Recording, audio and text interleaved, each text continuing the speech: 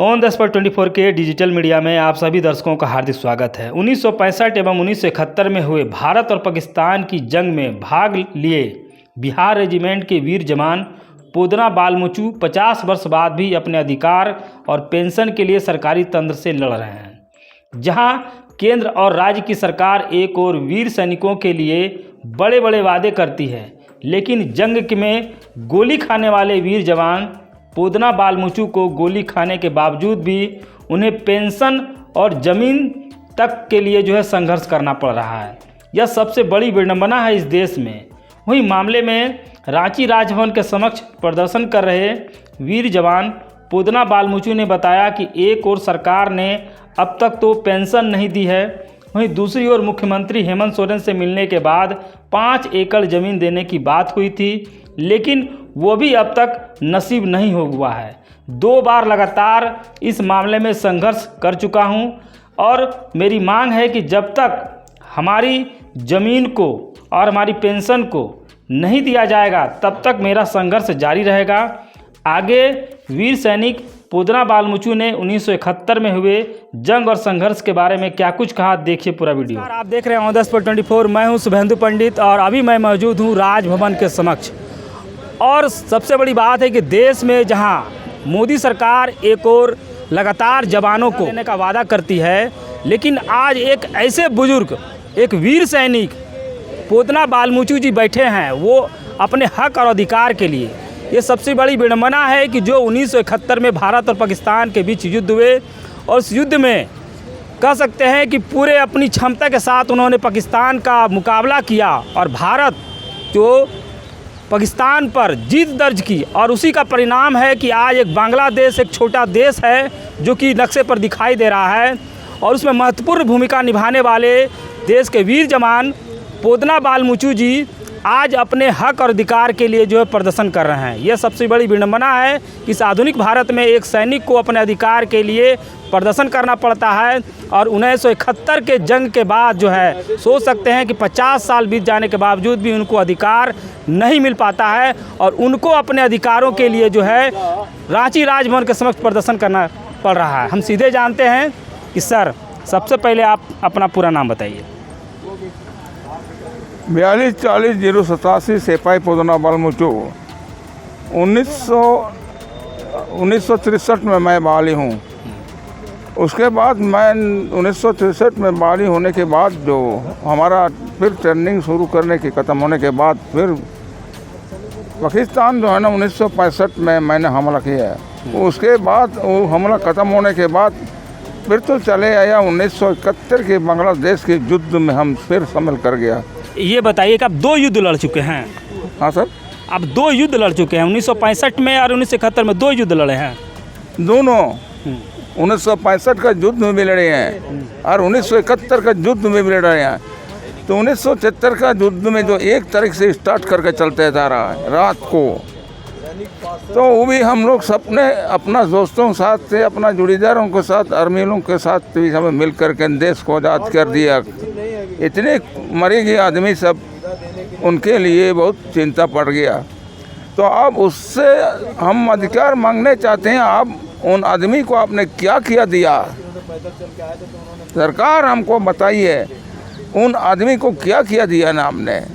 कुछ नहीं दिया होगा। तो सरकार इतने दिनों से आप इतने बड़े युद्ध में आप कैसे लड़े हैं, लेकिन सरकार आपको कुछ नहीं दी। अभी सरकार कुछ नहीं अभी तक कर रहे, तो क्या कर सकते हैं? अभी बताइए। अभी देखो हेमंत सोरेन को भी कागज दे चुका है इस बारे की, ज़मीन के बारे, फैसिलिटी के बारे में, उसके बाद हमारा पेंशन के बारे में। अब तक कुछ नहीं हुआ। इसी कारण से हमने 2 बार फिर यहाँ पर हम दर में बैठ गया कि फिर इससे बात कर लेते हैं। वो भी अब सामने में नहीं आ रहा है कोई भी। अब क्या करें?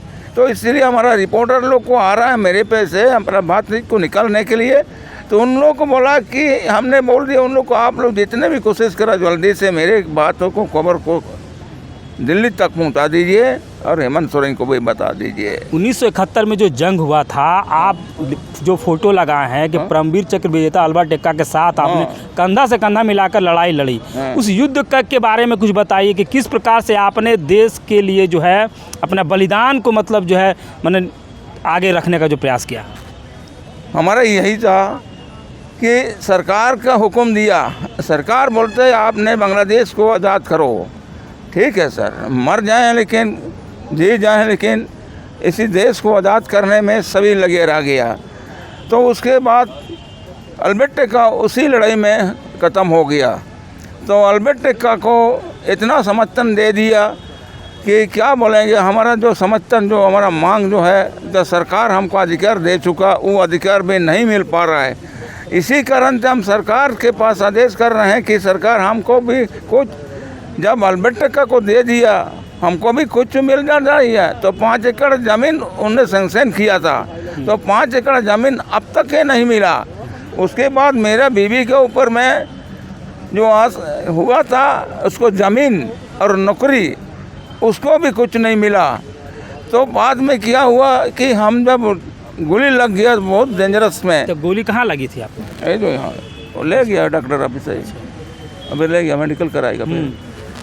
तो उसके बाद तो गोली लगने के बाद तो हमारा ताकत जो जितनी थी सब ख़त्म कर गया है। तो उसके बाद हमने सोचा अब तो इस देश से हम आगे नहीं बढ़ सकेंगे, हमारा जान तो खतरा में रह गया। तो हमारा एक ऑफिसर था, तो हमारा जवान था, तो बोलता है कि नहीं बल मुझे बहुत हिम्मत वाला आदमी है, अकेला अट करके दोनों मिल करके इतना गोली चलाया और इतना बड़ा तोप गन को कब्जा करके रख लिया। तो उनको तो नाम लेना पड़ेगा, या मरा या जिया है, तो चलो उनके हम लोग देखेंगे बोल के साहब को बुलाया। तो बोलता है साहब, बोलता है बल मुझे ठीक है, अब तक तो आपका जान का थोड़ा सारा है, तो आपको किसी भी तरह से आपको बचाने के लिए मैं कोशिश करेंगे। तो एक लड़का को बोला कि इस आदमी को आप बलमुचू को किसी भी तरह से इस गांव से पार करने के लिए कोशिश करो। उस गांव में एक डॉक्टर है। तो हम उसने कंधा में अपना बायां हाथ दे दिया। उसके बाद हमको बढ़िया से कमर में पकड़ के ले जा रहा है। तो हम बोला कि दर्द भी कर रहा है, खून भी गिर रहा है, तो क्या कर सकते हैं। तो उसके बाद किसी तरह वो डॉक्टर के पास पहुंचाने के लिए कोशिश कर रहा है। तो उसके बाद एक बीच में खुला मैदान मिला था, उसी का मैदान से हम लोग भी रात वेड बाउंस किया था। उसी गन से हम लोग एक बार गोली चला दिया था, तो एक आदमी मेरा वहीं पर नुकसान कर गया। तो उस ग्राउंड पहुंचते ही जो पाकिस्तान का फाइटर आ गया, तो हम लोग के ऊपर में जो हमारा सेना लोग आ रहा था, मेरे दोस्त लोग आर्मी का आदमी थी कि हम लोग को मदद देने के लिए, तो उसके ऊपर गोली चल गया। एकदम इतना ज़बरदस्त अटैक कर रहा है जहाज दोनों से मिल करके, एक जा रहा है दूसरा मर रहा है, एक जा रहा है दूसरा मर रहा है। उसके बाद हमारा दोस्त जो हमको लेके आ रहा था, तो वो भी कहाँ भाग गया, तो हम वहाँ पर गिर पड़ गया। हम अब चुपचाप रह गया, अब उठने का हिम्मत ही नहीं पड़ रहा है। इसी कारण से जो करना था वो नहीं कर पाया। तो इसीलिए वो फिर डॉक्टर के पास हमको किसी तरह से ले जाने के लिए सिविलियन सब हमको थोड़ा सा सहारा लेके उठने लगा कि एक राइफल को डंडा जैसे बना लिया सारा। चलो भाई, जान तो खतरा में रह गया। एक तो जहाज दुश्मन अटैक करते जा रहा है जहाज से, तो उसके बाद हमारा हिंदुस्तान के जितने जो आदमी है डिफेंस गवर्नमेंट जगजीवन राम, उसके ऊपर कोई भी असर नहीं किया कर लिया। हमको वो जो हॉस्पिटल में रहता है वो ढोने वाला, उसको लाया, मेरे को ढोके ले गया। लेने के बाद डॉक्टर ने बोला बलमुचू आराम कीजिए, थोड़ा आराम कीजिए, हम काम करेंगे। बोलता है क्या करेंगे। तब उसके बाद एक इंजेक्शन दे दिया खून बंद करने के लिए, खून गिर रहा है, नहीं रुक रहा है। तो इंजेक्शन दिया, मेरा थोड़ा देर के बाद बेहोश हो गया। उसके बाद फिर सोचा डॉक्टर ने इसको यहाँ से पार करना ही पड़ेगा, अब इतना गोली चल रहा है, ये ना भाग सकता है ना कुछ कर सकता है। तो इसने डॉक्टर को बोला कि नहीं, यहाँ से इसको उठाओ, और सिविलियन से मेरे को उठा के ले गया। अपना इंडिया का बॉर्डर और बांग्लादेश के बॉर्डर के पास आदमी इकट्ठा हो गया है। मरा हुआ देख तो कि जिंदा हुआ है, कोई रो रहा है, कोई सांस लेने नहीं सक रहा है। तो हमने बहुत, मेरा दिल पर असर कर गया।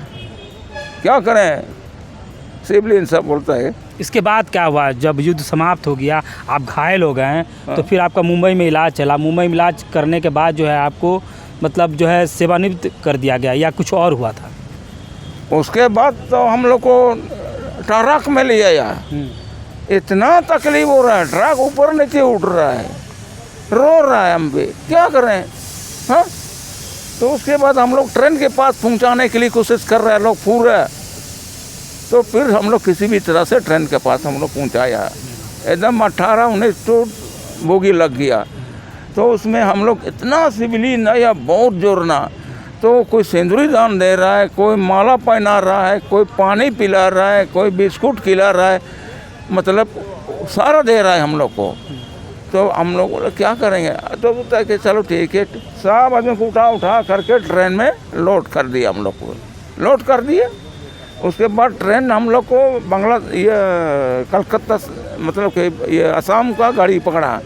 असम का गाड़ी से हम लोग आ रहा था, 3 दिन लग गया आने में, लखनऊ पहुंचने में 3 दिन लगा। वहाँ भी इतना जंतर लोग सेवा कर लिया हमको। उसके बाद जो किया हुआ कि हम वहाँ पर ऑपरेशन कराने के लिए बहुत कोशिश में लगा हुआ है कि इस जान को बर्बाद करेगा, अंदर अंदर सड़ जाएंगे। इस बोल के डॉक्टर को बोला, इतना भी समझाया, अरे डॉक्टर साहब मेरे को गोली निकाल दीजिए ना, हमारा इतना तकलीफ हो रहा है, कम से कम कुछ तो गोली निकालने के बाद हमारा कुछ दर्द थोड़ा छुप कम हो जाएगा। अरे बालमूचा आपके पास कुछ गोली नहीं है, ऐसा जवाब देता है। मेरे शरीर में गोली घुसा हुआ है तो हमको ना पता है, आपके पास गोली नहीं घुसा है, जो गोली घुसा है उसको मालूम हो जाएगा।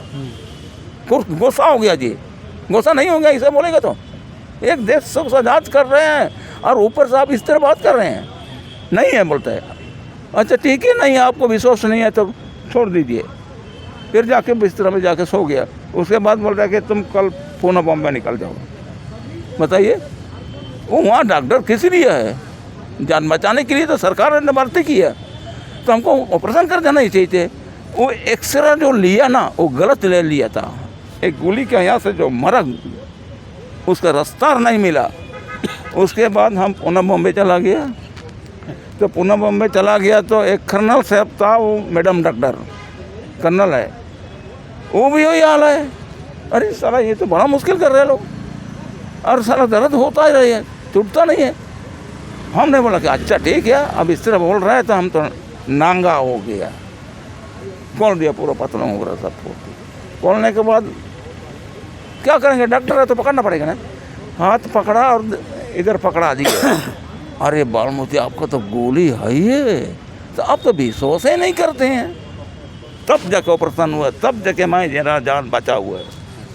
आखिर खत्म औलाद कर दिया भाई बाबा, और क्या बोले। उसके बाद आप घर लौटा।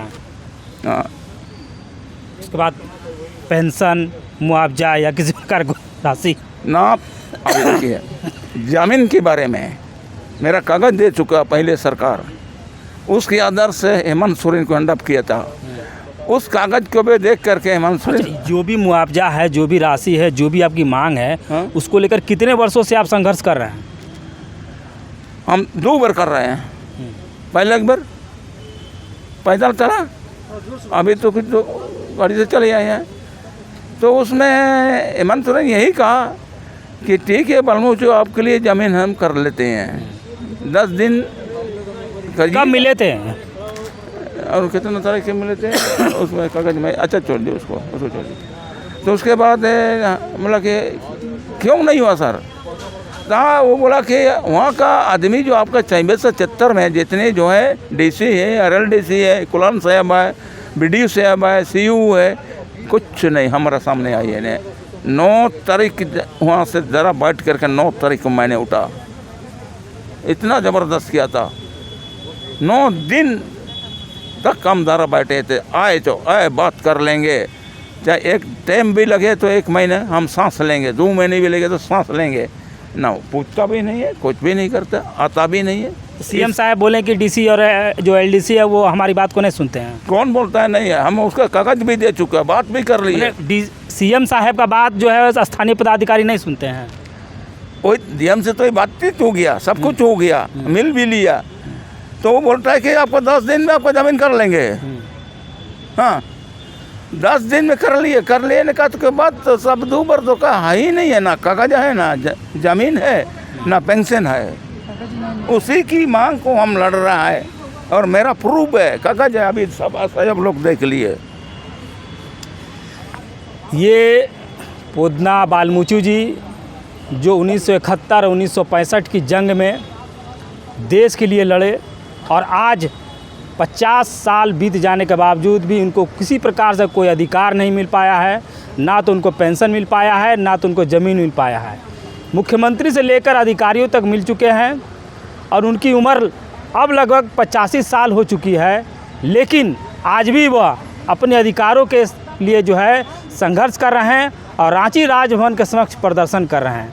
आप सोच सकते हैं कि इस भारत में जहां एक और केंद्र सरकार और दूसरी ओर राज्य सरकार सैनिकों के सम्मान की बात करती है, लेकिन क्या वाकई में सैनिक को सम्मान मिल पा रहा है? यह सबसे बड़ा सवाल है, यह सोचने वाली सवाल है। आप देख रहे हैं ऑन द स्पॉट 24। मैं शुभेंदु पंडित, रांची राजभवन से सीधे।